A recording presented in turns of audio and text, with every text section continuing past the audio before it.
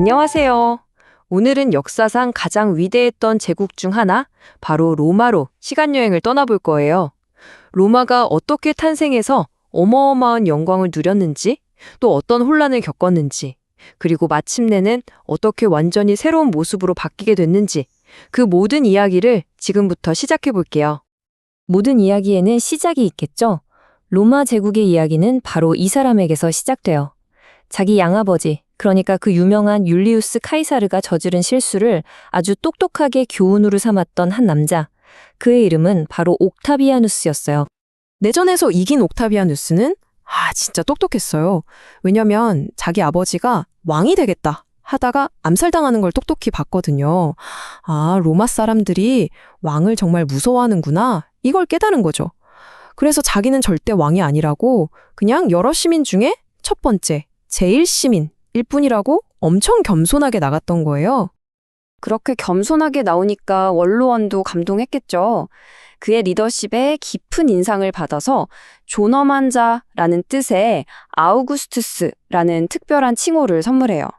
사실상 이때부터가 바로 우리가 아는 로마 제국의 진짜 시작이라고 볼 수 있는 거죠. 자, 이렇게 아우구스투스가 튼튼한 기반을 딱 만들어 놓으니까 로마는 그야말로 역사상 최고의 전성기를 맞이하게 됩니다. 로마의 평화라고 불리는 이 황금 시대가 어떻게 가능했는지 한번 자세히 들여다볼까요? 그 기간이 무려 200년이에요. 200년. 이 시기를 바로 팍스 로마나, 라틴어로 로마의 평화라고 부르는 거죠. 아니, 200년 동안이나 어떻게 평화로웠을까요? 그 비결이 정말 기가 막혀요. 바로 핏줄이 아니라 능력으로 황제를 뽑았다는 거예요. 황제들이 자기 친아들한테 자리를 물려준 게 아니라 제국에서 가장 똑똑하고 현명한 사람을 양자로 들여서 후계자로 삼았던 거죠. 덕분에 오현제, 즉 5명의 현명한 황제가 연달아 나라를 다스릴 수 있었던 거예요. 정말 완벽한 시스템처럼 보이죠? 과연 이 평화가 영원했을까요? 안타깝게도 그 평화는 깨지고 맙니다. 마지막 현명한 황제가 그 규칙을 어겨버렸거든요. 능력이 아니라 자기 친아들에게 권력을 물려주고 만 거예요. 문제는 이 아들이 정말 잔인하고 무능력했다는 거죠.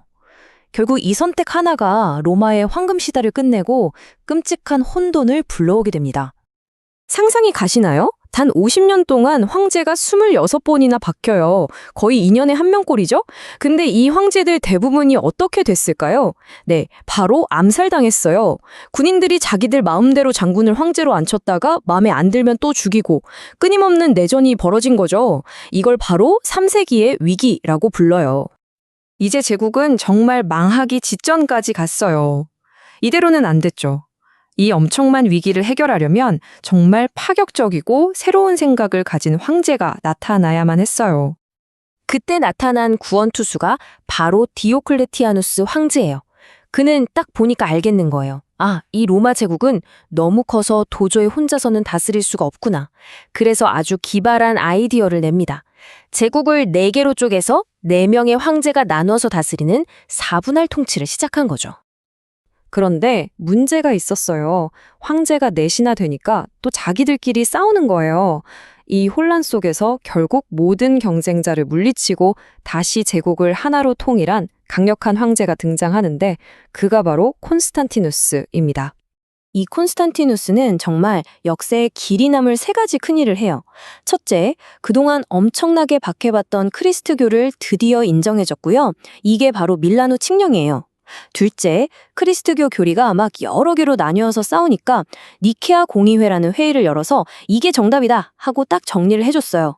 그리고 마지막 셋째, 수도를 로마에서 지금의 이스탄불, 즉 콘스탄티노폴리스라는 새로운 도시로 옮겨버립니다. 콘스탄티누스의 이런 개혁 덕분에 로마는 잠시 안정을 되찾는 듯 했어요. 하지만 한번 금이 가기 시작한 거대한 제국을 완전히 붙이기는 어려웠죠.